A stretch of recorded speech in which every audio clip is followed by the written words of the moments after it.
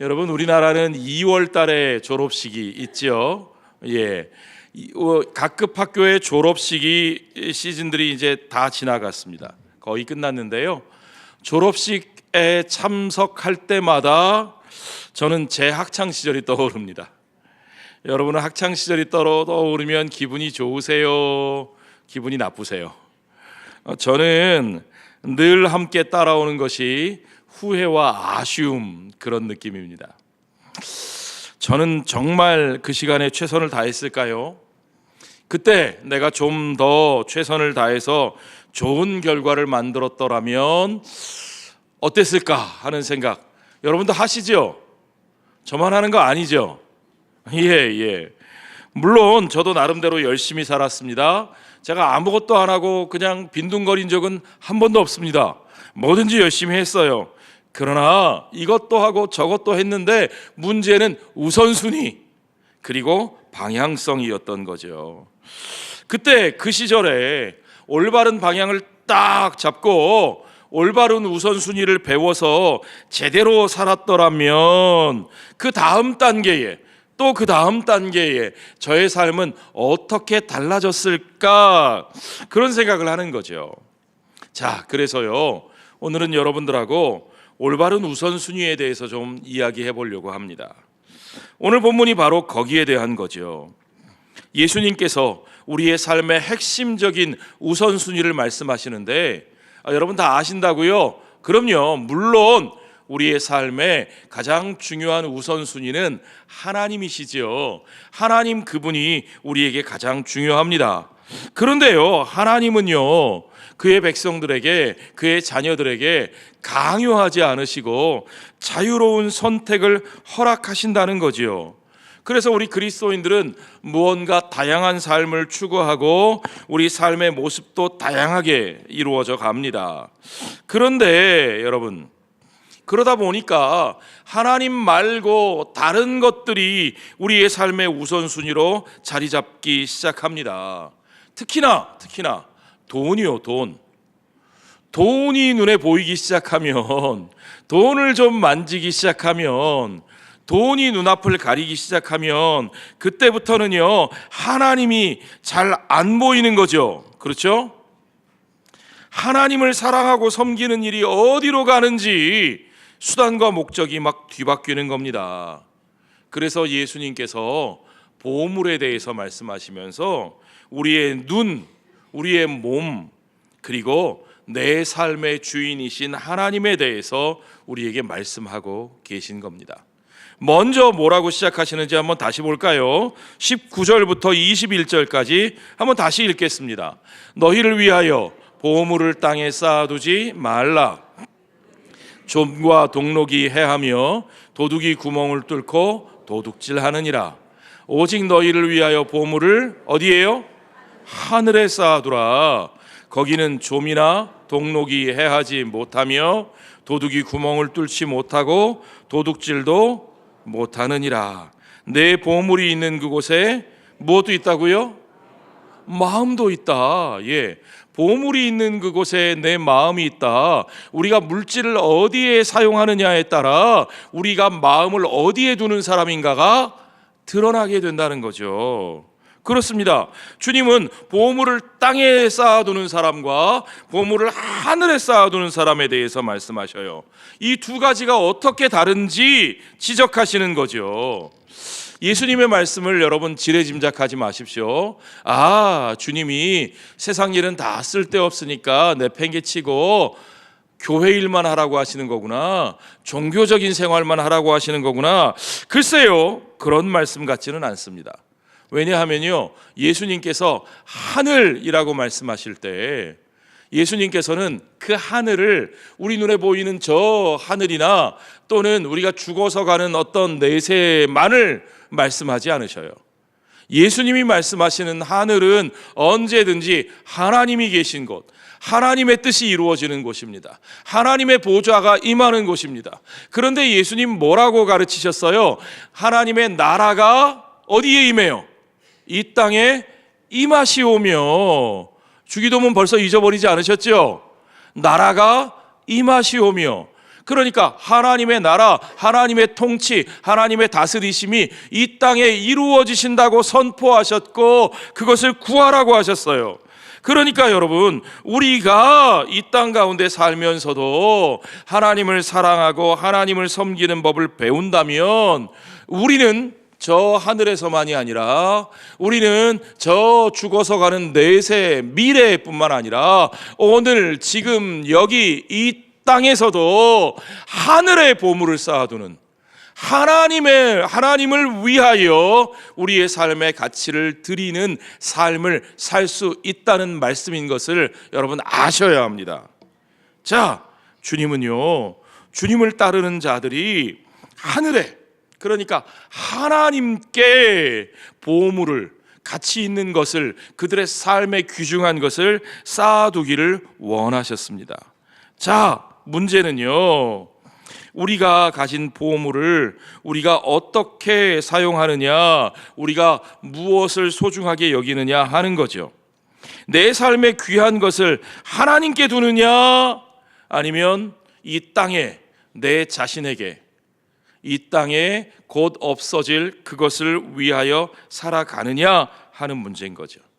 그러니까 주님이 땅과 하늘로 구별하신 것은 사실은 내 자신을 위한 이기적인 육신의 욕망을 위하여 사는 삶과 하나님께서 그분을 위하여 살도록 하신 그러한 삶과 구별해서 말씀하신 것입니다.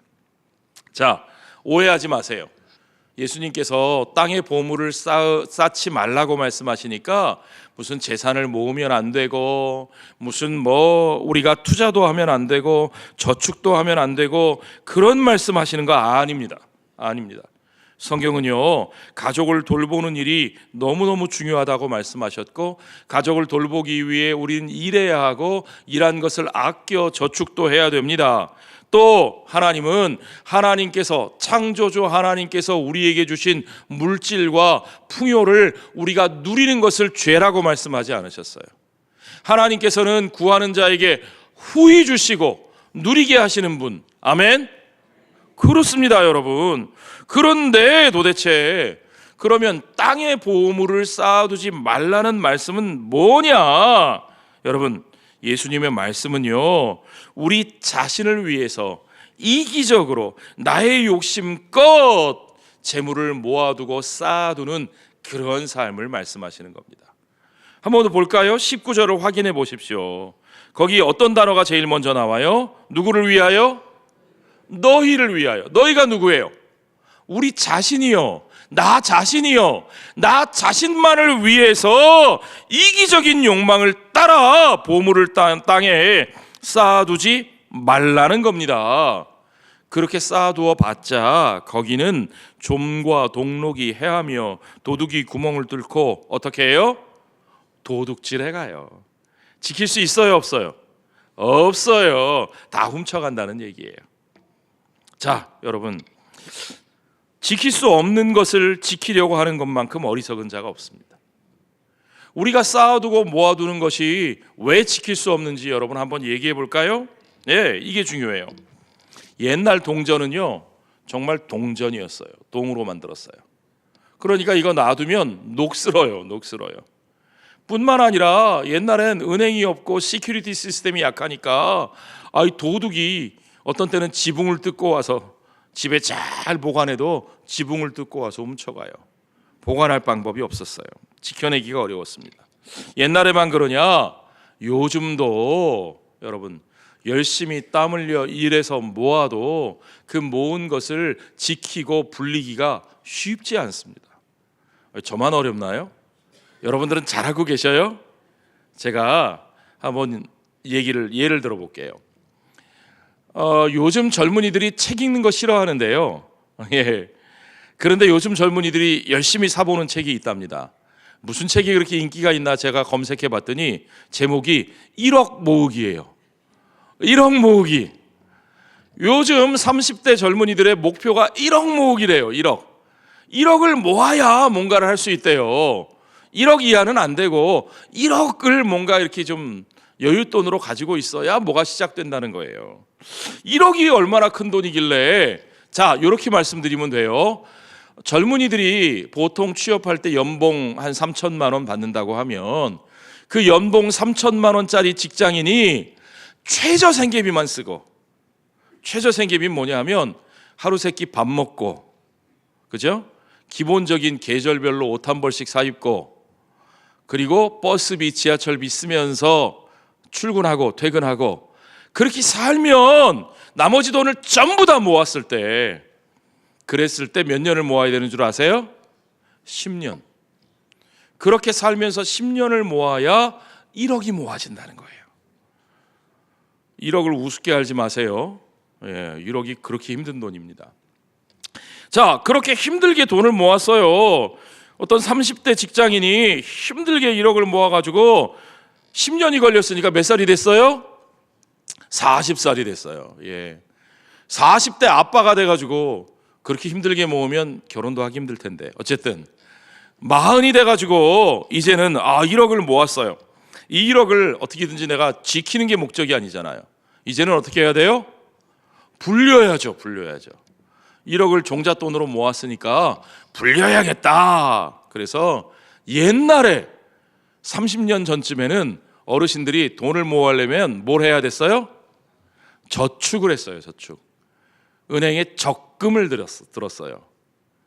그런 시절이 있었어요. 언젠지 기억도 안 나시죠? 옛날에 30년 전에 은행에 1억을 적금을 하면 10% 이자, 그래가지고 월 100만 원씩 따박따박 나왔어요. 이자가. 우리나라에 그런 시절이 있었더랬습니다. 그런데 금리는 어떻게 돼요? 떨어지고, 물가는 어떻게 돼요? 오르고. 이게 환장하는 거예요. 금리는 떨어지고 물가는 오르고, 그러니까 은행에 넣어둔 내 돈의 가치는 줄어드는 거죠. 은행에 가만히 넣어두면 돈이 부는 게 아니라 줄어듭니다. 그래서 요즘에는 적금해요, 안 해요? 안 해요. 요즘 젊은이들 물어보세요. 너 적금 드니? 안 들어요. 적금 안 들어요. 자, 그래서 제가 결혼할 때쯤 돼가지고 어르신들이 뭐라 그랬냐면, 그때는 야 조금이라도 있으면 그냥 가지고 있으면 안 된다. 뭐라도 사야 돼. 뭘 사야 돼요? 집을 사야 돼요. 집을. 조그만 거라도 무조건 뭘 사야 돼요? 집을 사야 돼요. 그래서 이제 내 월급 갖고 어떻게 집을 사? 아끼면서 살아야지. 각오하고, 허리띠 졸라 매기로 각오하고, 이제부터 우리 집은 외식 없다 각오하고, 자동차도 안 사 각오하고, 그리고는 영끌 아시죠? 영혼까지 끌어모아서 대출을 받아가지고 2020년도에 5억짜리 집을 샀어요. 2020년도, 그러니까 벌써 이 현실 타격이 딱 오시는 분들, 현타가 오시는 분들이 있으시죠? 2020년도는 부산에서 집값이 제일 비쌀 때입니다. 부산의 아파트 값이 최고를 찍었을 때 2020년, 2021년입니다. 그때 5억짜리 집을 샀어요. 이제는 이것이 나에게 부와 편안함을 가져다 주겠지. 열심히 살아서 대출 갚아야지. 그러고 나서 5년이 지났습니다. 어떻게 됐을까요? 그 집이 10억쯤 됐을까요? 아파트 값이 폭락해서요, 지금 현재 집값은 5억짜리 집이면 부산에서 한 3억 밑도입니다. 정말입니다. 자, 그러니까 어떻게 된 거예요? 이 사람 1억 모으는데 몇 년 걸린다고요? 10년 걸린다고요. 그런데 5년 사이에 얼마 잃어버렸어요? 2억 잃어버렸어요. 그러니까 몇 년 일한 거 잃어버린 거예요? 20년 일한 거 하늘로 날아간 거예요. 그럼 앞으로 그거 갚으려면 어떻게 해야 돼요? 대출 영끌해서 5억 빚졌는데, 그렇죠? 암담합니다. 이제 부동산의 시대는 지났다. 이 눈치가 빠른 분들은 금방 알아요. 그래서 돈 벌려면 집 사라는 말은 이제 옛말이니까 이제 뭘 해야 되겠다고요? 딱 나오네요. 이젠 주식 투자를 해야 돼. 이제 주식 투자를 해야 돼. 너도 나도 주식 투자를 합니다. 요새 직장에 가보면요, 제 또래 50대 분들이 다 부장님들이거든요. 부장님들이 골치 썩는 게 뭐냐? 이 밑에 젊은 직원들이 일하고 있나 컴퓨터 들여다보면 죄다 주식 가격만 체크하고 있어요. 예. 부장님들이 한 바퀴 삥 도는 이유가 일하고 있나 주식 가격 보고 있나, 예, 그거 체크한다는 거예요. 예. 그렇게 눈이 빠져라 주식에 투자해가지고 2021년도에 그때 우리나라 코스피 지수가 얼마였냐? 3,316이었습니다. 와, 역시 주식이 돈 버는구나. 그래서 어떤 주식을 샀을까요? 우리나라에서 제일 잘 나가던 주식 뭐죠? S전자. 예. S전자 주식을 아주 과감하게 이번에도 영끌해서 샀어요. 2021년도에 S전자 주식이 최고가 찍었습니다.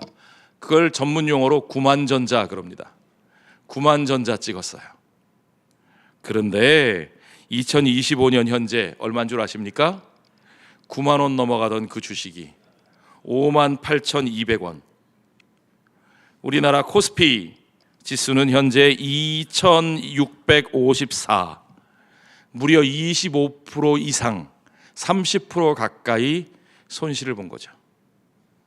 그렇게 열심히 온 나라의 막 회사원들이 일 제껴놓고 모니터 들여다보면서 하루 종일 체크하던 그 주식 가격이요, 대부분의 사람이 20%, 25% 이상 손해봤다는 거예요.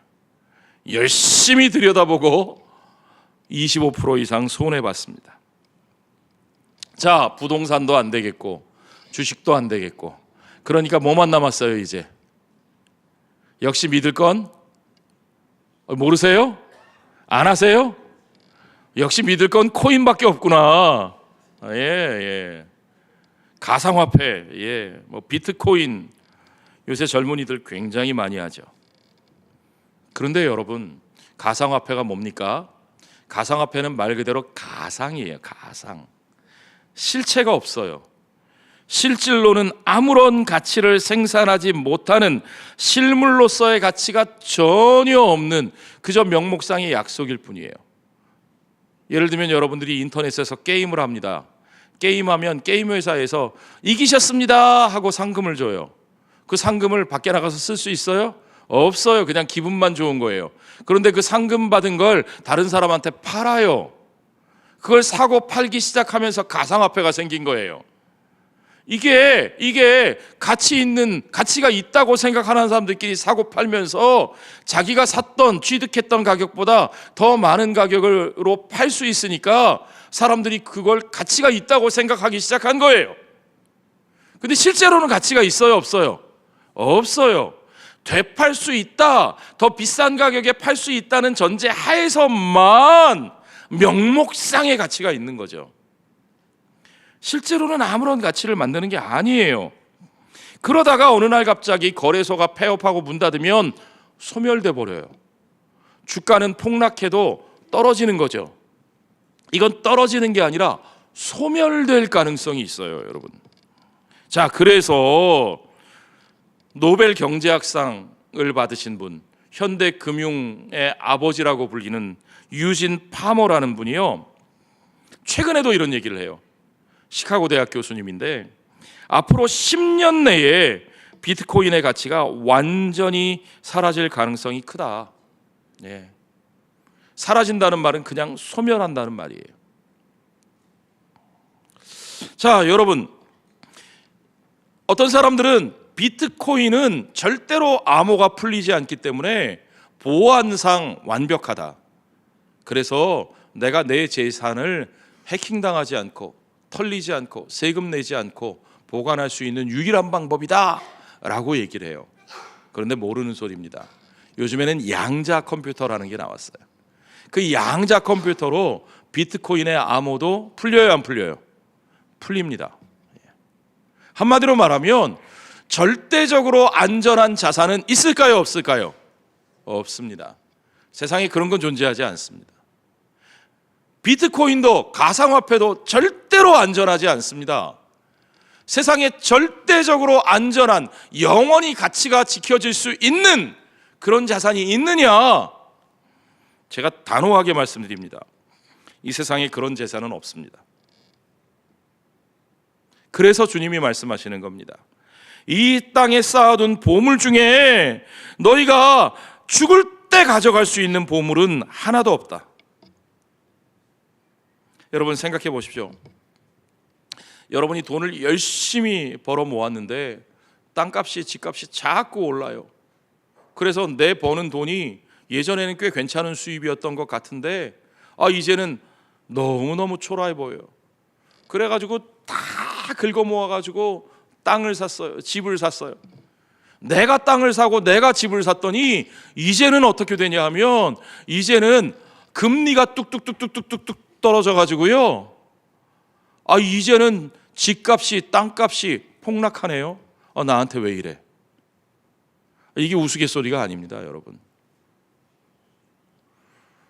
돈을 가지고 있다고 해서 유리한가 하면 땅을 가진 사람이 유리해지고, 땅을 가졌다고 해서 이제 됐나 싶으면 또 그 땅의 가치가 떨어지고. 이 결정을 누가 해요? 통화의 양을 늘렸다 줄였다 하는 결정을 누가 해요? 내가 할 수 있어요? 없어요. 한국은행장이 해요? 아니요, 천만에요. 한국은행장도 그거 마음대로 못해요. 그걸 조절하는 사람들은 따로 있어요. 우리는 알지 못합니다. 우리가 할 수 있는 일이 없습니다. 그래서 결국은 우리는 계속 가난해져요. 결국 우리는 다 내려놓는 겁니다. 욥이라는 사람이 이렇게 고백했습니다. 내가 모태에서 알몸으로 나와 싸운즉 또한 알몸이 그리로 돌아가올지라. 그렇습니다. 우리는 알몸으로 이 땅에 왔고 그리고 우리는 알몸으로 돌아갈 겁니다. 여러분, 도대체 뭐가 가치 있는 겁니까? 우리의 삶에 가치가 있는 건 내게 주어진 것 가치 있게 사용했을 때 그만큼만 가치 있는 겁니다. 내가 가치 있게 사용하지 않고 쌓아둔 것이 나를 위해 어떤 가치가 있느냐? 그것이 내게 무엇을 해줄 것인가? 아무것도 해줄 수 있는 게 없습니다. 자, 주님은 그래서 우리에게 하늘의 보물을 쌓아두라고 말씀하셨죠.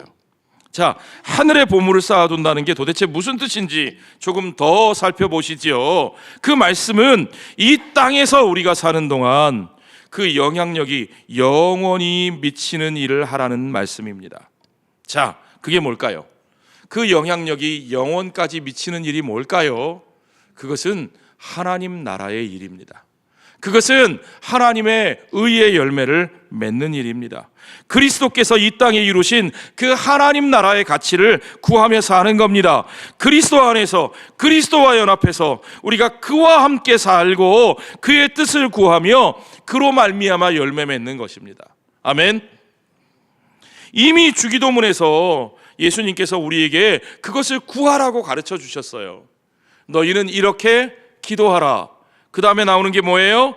하늘에 계신 우리 아버지여, 이름이 거룩히 여김을 받으시오며 나라가 임하시오며 뜻이 하늘에서 이루어진 것 같이 땅에서도 이루어지이다. 오늘 우리에게 일용할 양식을 주시옵고 우리가 우리에게 죄 지은 자를 용서하여 준 것 같이 우리의 죄를 용서하여 주시고 우리를 시험에 들게 하지 마시고 다만 악에서 구하시옵소서. 나라와 권세와 영광이 누구에게? 아버지께 영원히 있사옵나이다. 아멘. 우리 지난주에 주기도문 우리가 구해야 될 것이 무엇인지, 우리가 구해야 할 가치가 무엇인지, 하나님의 나라와 하나님의 뜻과 하나님의 의와 하나님의 영광을 구해야 하는 것을 우리가 배우지 않았습니까? 그게 예수님이 가르쳐 주신 삶이에요. 주님이 구하라고 하신 그 나라의 가치를 구하는 일들, 그 결과가 영원까지 이 땅에서 사라지지 않고 영원까지 미치게 되는 거죠. 보물을 하늘에 쌓아둔다는 말은 바로 그런 뜻입니다. 그렇게 영원까지 결과가 미치는 그런 일을 하면서 살아야 한다는 거죠. 그래서 주님은 33절에 그런즉 너희는 먼저 그의 나라와 그의 의를 구하라. 그리하면 이 모든 것이 뭐예요? 일용할 양식도 주시고 우리를 죄에서 용서도 해주시고 우리가 이 땅에서 필요한 모든 것을 채우시며 우리가 이 땅에서 주님의 자녀로 살 수 있도록 그 모든 것을 주님께서 책임져 주신다는 말씀입니다. 아멘. 여러분, 이 말씀을 믿으세요? 정말로 이 말씀이 믿어지세요? 그런데 왜 그렇게 사세요? 그거 믿으시는데 왜 그렇게 사세요? 그거 믿으시면 다르게 사셔야죠.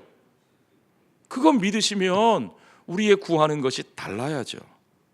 자, 여러분, 하늘에서는 좀이 쓸지 않고 동록이 해하지 못하고 도둑이 구멍을 뚫지도 못하고 도둑질도 못합니다. 하늘에 쌓아둔 보물은 영원히 안전합니다. 누구도 하나님께 드려진 것, 하나님을 위하여 사용한 것, 하나님 나라의 가치를 위하여 쓴 것을 우리에게서 빼앗아갈 수 없습니다. 왜요? 주님의 나라는 영원히 쇠하지 않기 때문입니다. 여러분, 그거 믿으세요? 하나님의 나라가 영원히 쇠하지 않는 것을 믿으십니까? 그렇습니다. 여러분, 혹시 여유 자금 있으세요? 그거 가지고 뭐 해야 되나 고민하고 계세요? 경기가 이렇게 나빠서 이거 자꾸 돈 가치만 떨어지고 이거 갖고 뭐 하지 고민되는 분 계세요? 예, 여러분, 하나님보다 안전한 곳은 없습니다. 그 하나님 나라의 가치를 구하는 일보다 안전한 것은 없습니다. 그것을 위해 쓰십시오. 쥐지 말고, 움켜쥐지 말고 하나님 나라의 가치를 위해 여러분 사용하셔야 됩니다. 자, 문제는 뭐냐? 우리가 볼 줄 아는 눈이 있는가? 이 눈이 문제입니다. 눈. 왜 갑자기 눈 타령인가? 예수님이 갑자기 눈 얘기를 하셨어요. 그렇게 22절 한번 보시죠. 눈은 몸의 등불이니 그러므로 내 눈이 성하면 온몸이 밝을 것이요 눈이 나쁘면 온몸이 어두울 것이니 그러므로 내게 있는 빛이 어두우면 그 어둠이 얼마나 더하겠느냐. 눈은 우리 몸의 등불과 같다는 겁니다. 그러니까 눈이 정직하고 눈이 맑고 눈이 밝고 눈이 똑바로 돼 있으면 온몸이 밝고 온몸이 빛으로 가득할 겁니다. 그런데 눈이 똑바로 안 돼 있고 눈이 어둡고 눈이 악하고 눈이 썩어 있으면 온몸이 어둡고 온몸이 헤매고 온몸이 악취가 가득할 겁니다. 그러므로 너희 안에 있는 그 빛이 어두운 것이라면 그보다 더한 어두움은 우리의 삶에 또 없을 거죠. 자, 여러분, 눈이 중요합니다. 눈이 뭐예요? 분별력이에요. 가치관입니다. 볼 줄 아는 게 중요한 거예요. 무엇이 영원한 것이고 무엇이 영원하지 않은 것인가를 구별할 줄 아는 눈이 있어야 돼요. 여러분, 우리가 빨리 달려가는 것만 중요하지 않아요. 열심히 하는 것만 중요하지 않아요. 우리는 이제까지 기도하면서 하나님께 다오 어떻게 열심히 구하면 하나님이 주실까 그 얘기만 했잖아요. 그런데 그거보다 더 중요한 게요, 볼 줄 아는 눈이 있는 게 중요한 거라니까요. 가치관이 중요하다니까요. 무엇을 구해야 하는지, 정말 어디에 우리의 인생을 투자해야 되는지, 뭐가 귀한 건지도 모르는 사람이 다오 해서 잔뜩 쌓아두면 그 뭐예요? 다 썩어 없어질 쓸데없는 쓰레기 같은 것만 구할 수 있잖아요. 우리의 눈이 중요합니다. 가치관이 중요합니다. 우리의 시선을 하나님께 고정시키는 것이 중요합니다. 우리가 실제로 무엇을 바라보는지, 그게 중요해요. 우리의 시선이 어디를 향하고 있습니까? 그저 우리의 시선이 그저 보기에 좋은 것, 그저 예쁜 것, 화려한 것, 거기만 쫓아다니다가 그것이 신기루임을 알았을 때, 그것 막 쫓아갔는데 눈앞에서 뿅 하고 사라질 때 여러분의 인생은 어떻게 됩니까? 얼마나 실망스럽고 허망합니까? 무엇이 여러분을 끌고 다닙니까? 여러분이 시선이 사로잡혀서 끌려다니는 그것이 무엇입니까? 그게 우리의 삶의 우선순위인데 주님은 그걸 바로잡아야 된다고 말씀하시는 거예요. 그때 우리가 알아야 할 중요한 원칙이 있습니다.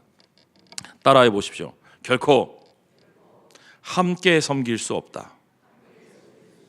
예, 우리는 하나님과 재물을 함께 섬길 수 없습니다. 예수님의 말씀을 들어보죠. 24절부터요. 한 사람이 두 주인을 섬기지 못할 것이니 혹 이를 미워하고 저를 사랑하거나 혹 이를 중히 여기고 저를 경히 여김이라. 너희가 하나님과 재물을, 여기 재물이라는 말이 성경 원문에는 맘몬이라고 되어 있습니다. 맘몬이라는 건 재산과 부, 번영을 마치 신인 것처럼 섬기는 물질의 신입니다. 하나님과 그 맘몬을 겸하여 섬길 수 없느니라. 여러분, 하나님과 맘몬은 함께 섬길 수 없습니다. 하나님을 섬기는 자가 돈을 따라다니며 살 수 없습니다. 돈을 따라다니며 살면서 나는 하나님을 믿는 자라라고 말할 수 없습니다. 돈은 맘몬이 됩니다. 돈이 신처럼 우리에게 명령한다는 얘기예요. 돈은 한번 빠져들면 그 빠져든 사람에게 숭배하기를 요구합니다. 경배하기를 요구합니다. 돈이 우리를 다스립니다. 돈이 우리에게 이래라 저래라 합니다. 여러분, 가만히 생각해 보세요. 여러분의 삶에 돈이 이래라 저래라 하는 거 얼마나 많이 겪으셨어요? 돈이 지금도 여러분의 마음을 들었다 놨다 하지 않으세요? 오늘 아침에 여러분의 가정에서 돈 때문에 울컥불컥 하지 않으셨어요? 돈이 우리에게 명령하고 있는 거예요. 예. 우리의 우선순위가 바로 잡히지 않으면 우리한테 이래라 저래라 하는 맘몬에게 지배를 당하는 거예요. 우리에게 이래라 저래라 하실 수 있는 분은 누구예요? 오직 유일하신 참 하나님 한 분뿐이신 것을 여러분 믿으시기 바랍니다. 그래서 주기도문을 우리가 어떻게 마무리해요? 나라와 권세와 영광이 누구에게? 아버지께 영원히 있습니다. 나라도 권세도 영광도 다 아버지의 것입니다. 아멘. 그 아버지의 것을 우리가 맘몬에게 돌리고 살면 안 된다는 거죠. 우리가 그렇게 맘몬에게 끌려다니지 않으려면 따라해 보십시오. 수단과 목적을 혼돈하지 말자. 이게 중요한 원칙입니다. 수단과 목적을 헷갈리시면 안 돼요. 여러분, 우리의 삶에 가장 중요한 가치를 가진 게 뭡니까? 우리의 삶에 가장 중요한 건 삶 자체죠. 그렇죠? 주님은 그걸 목숨이라고 말씀하셨어요. 다른 말로는 생명이라고 말할 수도 있습니다. 우리의 삶에 가장 중요한 것이고 목적이 되는 것이고 최종적인 가치가 되는 게 바로 그 생명이에요. 생명. 육적인, 영적인 생명. 그런데 우리는 날마다 뭘 먹을까, 뭘 입을까 그걸 고민하고 살아요. 음식은 생명을 위한 수단이죠. 의복도 우리의 삶을 위한 수단에 불과합니다. 돈이라는 건요 더해요. 돈은 그 자체로 가치를 갖는 것도 아니고 음식을 살 수 있기 때문에, 의복과 교환할 수 있기 때문에 가치가 있는 거예요. 교환 가치만 있는 거예요. 자, 그러니까 그것도 수단에 불과하죠. 그런데 우리는요 그 돈을 위해서 목숨을, 생명을 빼앗습니다. 그런 일이 벌어져요, 안 벌어져요? 벌어집니다. 그 돈을 위해서 생명을 경하게 여깁니다. 여러분, 그런 적이 있으셔요, 없으셔요? 어떤 때는 우리의 삶보다 돈이 더 중요한 것처럼 가치 있는 삶을 내팽개치고 돈에 매달려서 동동거리면서 살아갑니다. 그것이 우리에게 뭘 가져다 줍니까? 그것이 우리에게 어떤 도움이 됩니까? 27절에 예수님은 이렇게 말씀하셔요. 너희 중에 누가 염려함으로 그 키를 한 자라도 더할 수 있겠느냐? 여기 키라는 말은 다른 성경 사본에는 생명의 길이라고 번역되기도 합니다. 너희가 아무리 동동거려 봤자 너희 삶의 길이를 한 자라도 30cm만큼이라도 더 늘릴 수 있느냐? 너희의 생명은 너희에게 달린 것이 아니다. 너희의 생명은 너희가 동동거리는 데 달린 것이 아니다. 너희의 생명은 너희가 벌어 모아두는 그 돈의 쩐에 달린 것이 아니다. 그러면 여러분, 우리의 생명은 뭐에 달렸습니까? 우리의 생명을 지키시고 돌보시는 우리 생명의 주인이 누구십니까? 하늘의 새들을 돌보시는 하나님, 들의 백합화를 입히시는 하나님, 그 하나님이 우리의 생명의 주인이시죠. 그러므로 예수님 31절부터 이렇게 말씀하시죠. 같이 읽겠습니다. 그러므로 염려하여 이르기를 무엇을 먹을까, 무엇을 마실까, 무엇을 입을까 하지 말라. 그거 다 쓸데없는 거라는 거예요. 같이 읽죠. 이는 다 이방인들이 구하는 것이라 너희 하늘 아버지께서 이 모든 것이 너희에게 있어야 할 줄을 아시느니라. 아멘. 그렇습니다. 우리는 하나님 나라의 백성들입니다. 우리는 하나님을 모르고 사는 이방인들이 아닙니다. 우리는 하나님 나라의 백성된 자들입니다. 그러므로 우리는 우리 하늘 아버지께서 그 모든 것이 우리에게 있어야 할 것을 아시고 우리를 돌보시고 공급하시고 책임지신다는 사실을 믿고 살아가는 사람들입니다. 그러니까 우리의 삶의 모습은 달라야 합니다. 그러므로 우리의 삶에서 구하는 것은 달라야만 합니다. 다르지 않을 수 없습니다. 마지막 34절을 같이 큰 목소리로 읽겠습니다. 그러므로 내일 일을 위하여 염려하지 말라. 내일 일은 누가 염려해요? 내일 일을 누가 염려해요? 내일이 염려할 것이고 내일에게 맡겨두고 오늘 우리는 오늘의 삶을 위해서 최선을 다하면 되는 겁니다. 아멘. 내일 일은 내일이 염려할 것이요 한날의 괴로움은 그날로 족하니라. 오늘 오직 오늘 하루를 우리에게 주신 것을 가치 있게 사용하시기 바랍니다. 내가 사는 날 동안에 내게 주신 그것을 가치 있게 사용하는 것만큼, 그것만큼만 내 것이라고 말씀드렸어요. 나머지 내가 가치 있게 사용하지 않고 쌓아두고 모아두고 밀어둔 것, 그거 내 거예요? 그거 내 거 같으세요? 여러분, 지금 내가 추우면 들어가서 몸 녹이고 피곤하면 누워서 잠자리 잘 수 있는 집, 그거 내 집 맞죠? 그 집 소중하죠. 그런데 그것 말고 여러분 혹시 집 2채 가지고 계세요? 여윳돈 투자하느냐고 사둔 집 있으세요? 그 집이 오르든 떨어지든 그 집이 내 집인 것 같으세요? 천만에요. 그거 내 집 아니에요. 아마 제가 모르긴 몰라도 여러분 사시는 동안에 아무 상관없다가 여러분 돌아가시고 나면 여러분 아들하고 딸이 서로 싸울 거예요. 그것 때문에. 그거 내 집 아니에요, 여러분. 쌓아두려고 애쓰지 마십시오. 남겨두려고 하지 마십시오. 쌓아두고 남겨둔 거, 그건 내 거 아닙니다. 아멘. 아멘 소리가 너무 약한 것 같아요. 그거 아멘 하셔야 돼요, 여러분. 정말요. 내가 정말 가치 있게 사용한 그것만 내 인생에 주신 내 것입니다. 주님이 이미 우리에게 가르쳐 주셨잖아요. 누가복음 12장 20절 말씀 다 같이 읽어보죠. 하나님은 이르시되 어리석은 자여 오늘 밤에 내 영혼을 도로 찾으리니 그러면 내 준비한 것이 누구의 것이 되겠느냐 하셨으니. 누구 거 될까요? 다 아시죠? 여러분 거 아닙니다. 사용하십시오. 가치 있는 일을 위해 사용하십시오. 하나님의 나라를 위해 사용하십시오. 하나님의 의를 위해 사용하십시오.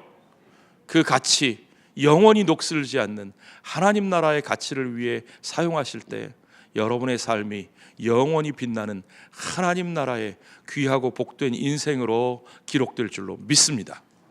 기도하겠습니다.